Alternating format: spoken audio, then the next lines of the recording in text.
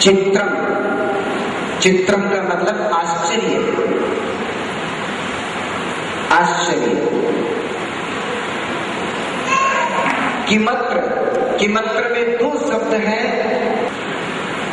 त्रिदशांगना भी, इसमें भी दो शब्द हैं, त्रिदश अंगना भी।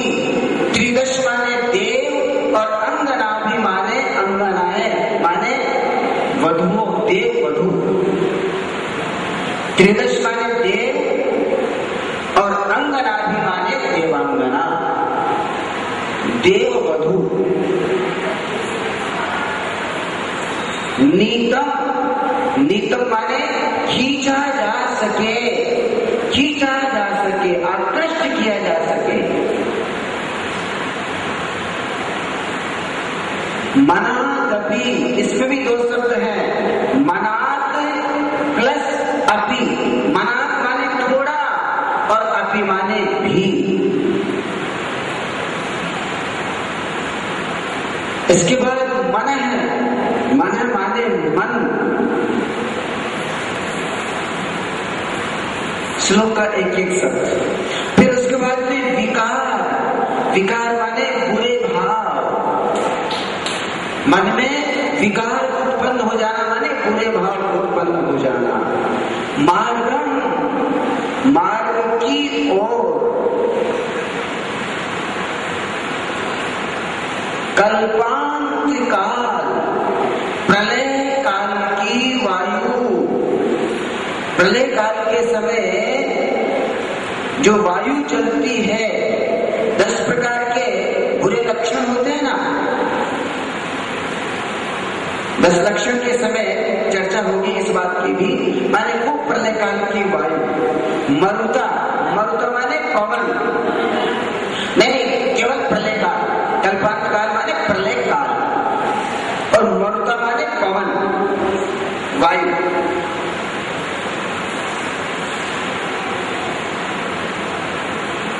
चलिता चलेन, चलित और अचल, अचलायमान, दो शब्द है इसमें। चलित माने चलायमान और अचल माने मेरू के समान स्थिर।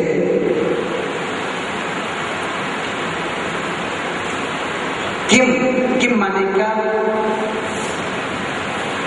मंत्रात्री, मंत्रात्री, इसमें भी दो शब्द है, मंदर प्लस आत्री। अर्थात मंदर माने सुमेरु, आत्री माने पर्वत, सुमेरु पर्वत। शिखरम, शिखरम माने चोटी को।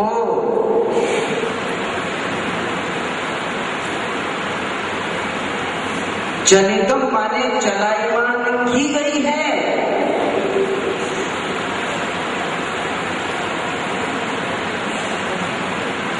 कदाचित माने कभी। श्लोक का एक एक शब्द आ चुका मैं जहां तक समझता हूं, और अगर आप इन शब्दों को जोड़ लें तो अर्थ और भाव स्वतः ही स्पष्ट हो जाता है। अब भाव लिखना ना, हमें सारांश लिखना। हाँ लिखिए। हे प्रभु,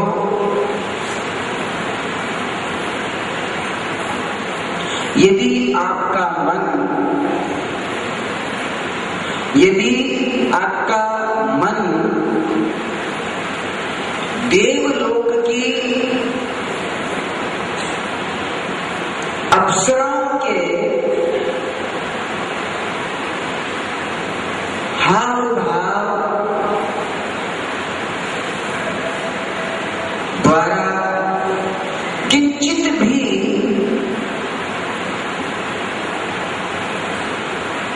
विकार भाव को प्राप्त नहीं हुआ,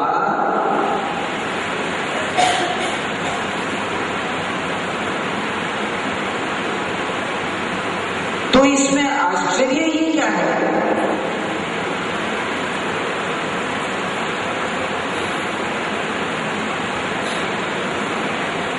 यहां तक एक बार पुनः बोल रहा हूं। हे प्रभु, यदि आपका मन देवलोक की अप्सराओं के हाव भाव द्वारा किंचित भी विकार को प्राप्त नहीं हुआ तो इसमें आश्चर्य ही क्या है? अर्थात कोई आश्चर्य नहीं है। अर्थात कोई आश्चर्य नहीं है। ये अर्थात कोई आश्चर्य नहीं इस श्लोक में है क्या? इस श्लोक में नहीं है। ये हमें समझने के लिए यहाँ लिखा जा रहा है कि हम ये समझ लें। अन्यथा तो कई बार जल्दबाजी में ऐसा पढ़कर के हम गलत अर्थ भी लगा सकते हैं, इसलिए यही स्पष्ट कर दिया अर्थात नहीं है। सुमेरु पर्वत को चलायमान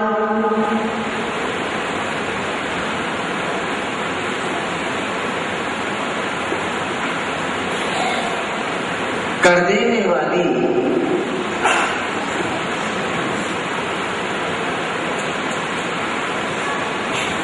तीव्र वायु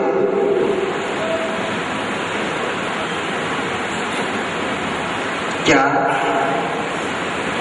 वास्तव में सुमेरु पर्वत की चोटी को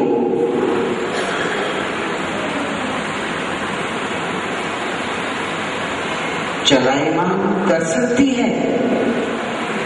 फिर प्रश्नवाचक चिन्ह।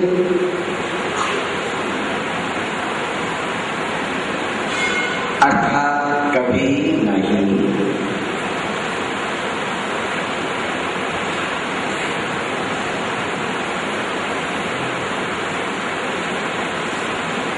ठीक है, देखिए, अगर वास्तव में भक्ति का फल आचार्य कहते हैं वास्तव में भक्ति है तो 3 सूत्र आपके जीवन में होने चाहिए। सबसे पहले सम्यक श्रद्धा, सम्यक आचरण और सम्यक संकल्प। ये 3 सूत्र जिसके जीवन में है उसी की भक्ति सार्थक हो सकती है। सम्यक श्रद्धा, सम्यक आचरण और सम्यक संकल्प। सम्यक संकल्प का मतलब स्ट्रॉन्ग विल पावर, किसी भी काम को करने की तीव्र इच्छा, दृढ़ इच्छा, स्ट्रॉन्ग विल पावर। जब तक हमारा पावर, हमारा विल स्ट्रॉन्ग नहीं है तब तक हम किसी काम में सफल नहीं हो सकते। और जिस दिन हमारा विल पावर स्ट्रॉन्ग हो जाता है तब हम इस स्थिति में आ जाते हैं। देखिए, केस उखड़ रहे हैं? अब कई बार परीक्षा होती है। पिछले 1 सप्ताह से माता जी का स्वास्थ्य गड़बड़ हो गया, लूज मोशन हो गया। आप समझते हैं एक बार भी लूज मोशन हो जाए तो कितनी कमजोरी आ जाएगी, पर कोई परवाह नहीं। मैंने कहा माता जी तारीख बढ़ा देना, थोड़ी सी दुर्बलता आ गई है। बोले नहीं। फिर देखो, आज एक और परीक्षा, मैं तो इसको परीक्षा ही कहूंगा। आज एक और परीक्षा, जिन अंगुलियों के माध्यम से ये केस उखड़ रहे हैं, आज उस अंगुली में थोड़ी सी चोट आ गई। देखो, लेकिन लग रहा है आपको कहीं कुछ लग रहा है। देखो बराबर देखो, माना बिल्कुल जैसे इनको कितना जल्दी हो सके पुकार करके फेंक दें। एक मर्यादा होती है, तो मैंने 3 महीने और अधिकतम 4, बस इस अवधि में गैस संचय होता ही होता है। अब क्या देखना है, क्या सिस्टम आगे क्या करना है।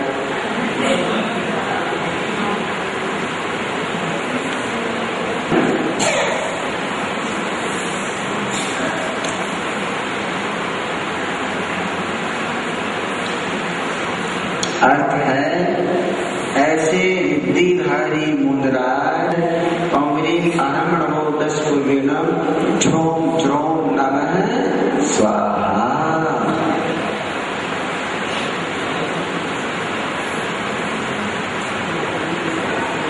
इसके बाद मंत्र जाप,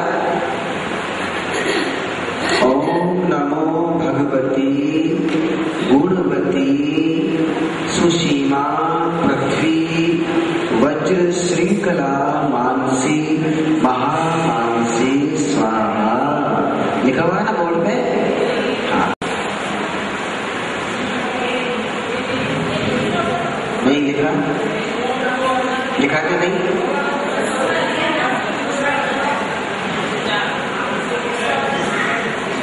अच्छा अच्छा अच्छा। ओम ह्रीं मेरुवत, ऐसा ही ओम ह्रीं मेरुवत मनो अचल करना है, ये भी नहीं?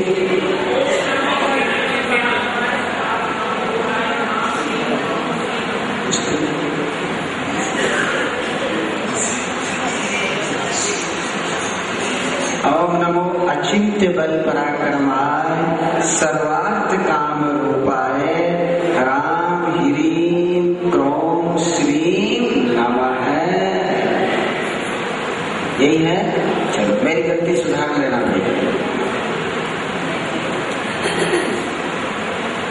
मुझे पता था नहीं चाहते हुए मुझसे गलती हो सकती है, पर प्रबुद्ध श्रोताओं के सामने मैं निश्चिंत हूँ कि चूंकि आप जागरूक है ना, और इतने दिनों में तो जागरूक और ज्यादा हो गए, इसलिए कोई बात नहीं।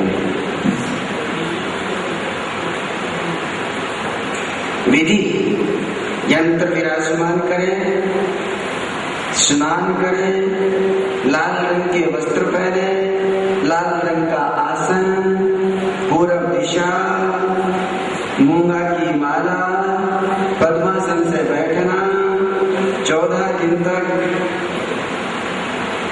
जाप, प्रतिदिन 15वें काव्य रिद्धि जाप एवं मंत्र की घी का दीपक जलाकर दशांग धूप खेते हुए साधना करनी चाहिए। एक बात पता है, बहुत सारी जिज्ञासाएं आप लोगों के मन में है जो माता जी को भी आप नहीं कहते।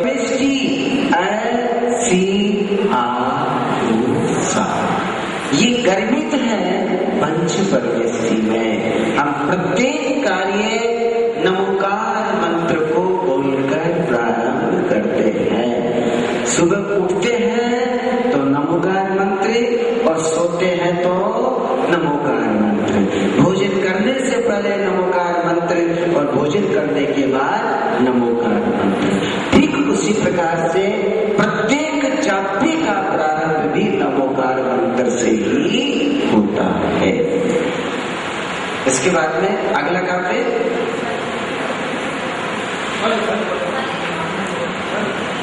हल।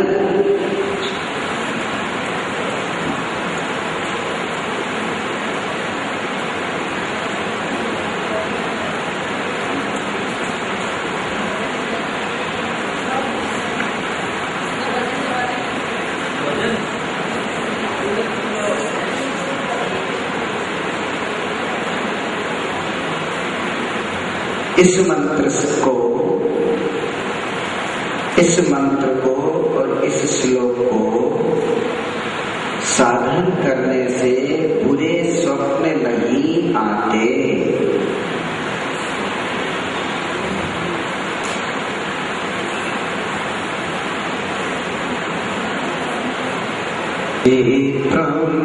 मंत्र यदि ते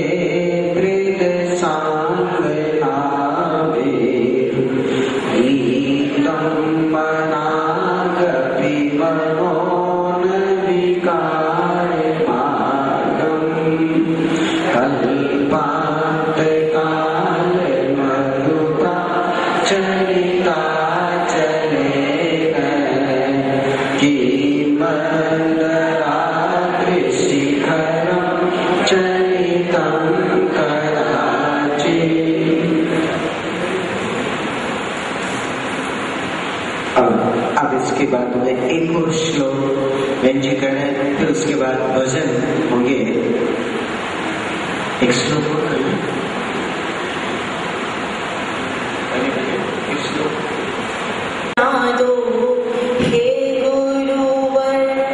जीवन में ठोकर लगे ना कभी, मुझे ऐसा बना दो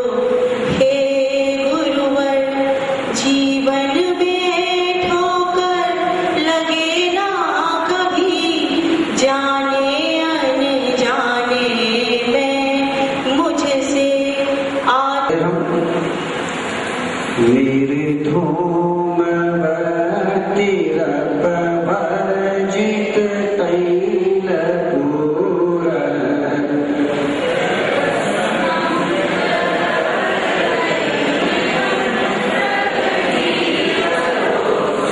दूसरी पंक्ति कृष्णम जगत तय विदम प्रकटी करोसि गम्यो न जा चरिता।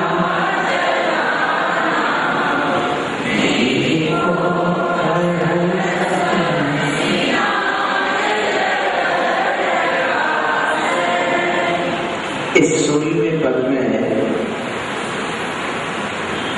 15वें मैंने कहा था, निवेदन किया था, 12 से लेके 20 तक भगवान के स्वरूप और गुणों का वर्णन है। 12, 13, 14 और 15 हो चुका। 16वें पद में आचार्य मानकी गोस्वामी भक्ति करते हुए कहते हैं, हे भगवान आप अपूर्व दीपक हो। 17वें पद में कहते हैं आप अद्भुत सूर्य हो। 18वें पद में कहेंगे आप अद्भुत चंद्रमा हो। 19वें पद में कहेंगे आप समस्त अंधकार को नाश करने वाले हो। और 20वें पद में कहेंगे आप संपूर्ण ज्ञान के कोश हो। ऐसे स्वरूप का